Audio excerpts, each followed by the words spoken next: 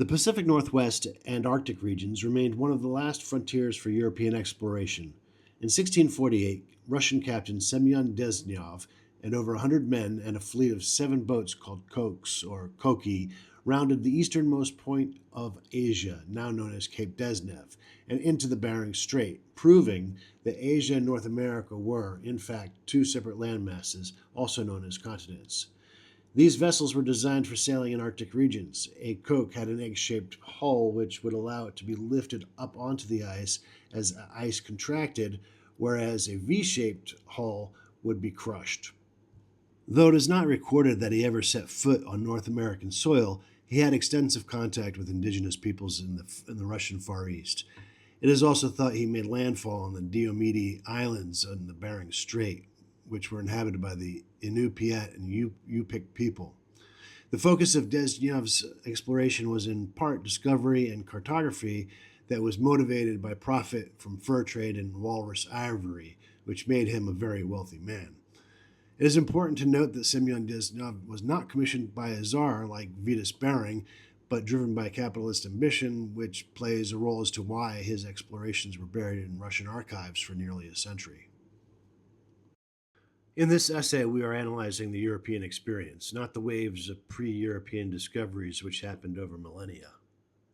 In 1725, Peter the Great, Tsar of Russia, commissioned Danish-born Russian naval officer Vitus Bering to lead an expedition to determine if Asia and North America were connected by land. Bering had been in the Russian Navy since 1704 and had distinguished himself in the Great Northern War, among other conflicts and trade. It took Vitus Bering and his team nearly 2 years to cross from western Russia overland through the wilderness of Siberia to reach the Pacific coast. There, they built a ship, named it the Gabriel, which they sailed from the Kamchatka Peninsula and successfully navigated through the strait that bears his name today, the Bering Strait, proving that Asia and North America were separate continents. Though he did not set eyes on the North American mainland, his voyage confirmed the existence of the passage. And he is also credited with discovering St. Lawrence Island and the 2 Diomede Islands, a discovery made by Semyon Desnyov nearly 100 years previous. 5 years later, Vitus Bering proposed a second expedition, one even larger than the first. Bering was convinced there was more to explore, and in 1733 he was granted his expedition, which came to be known as the Great Northern Expedition and began in 1733, ending in 1743. It is widely recognized as one of the most ambitious exploratory undertakings in history, involving thousands of people that took a decade to complete. The Great North Expedition had numerous objectives. One was to map the Arctic coastline of Siberia, which is and was part of the Russian Empire, and the other was to search for a sea route to North America and then chart its western coast. After mapping the east coast of the Russian Empire roughly between 1733 and 1741, Bering commanded the ship St. Peter, and Alexei Chirikov, commanding the St. Paul, headed east, and in doing such they became, as far as we know, the first Europeans to sight and explore the northwestern coast of North America, landing on Kayak Island in today's Alaska.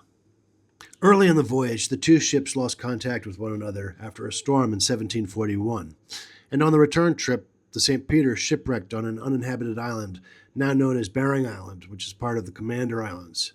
Severe weather and accounts of scurvy were recorded in the annals of history and assumed to be Vitus Bering's cause of death, but a 1991 joint Danish and Russian expedition exhumed Vitus Bering's remains and conducted forensic analysis to determine the cause of death. And the examination revealed that Bering did not die of scurvy as previously assumed, but rather from an unknown cause, possibly heart failure or an infection. While Bering and many of his men died of exposure, hunger, and scurvy, and I have to believe there was a bit of cannibalism going on, the remaining 46 survivors managed to build a smaller boat from the wreckage of the St. Peter and reach Kamchatka in August of 1742.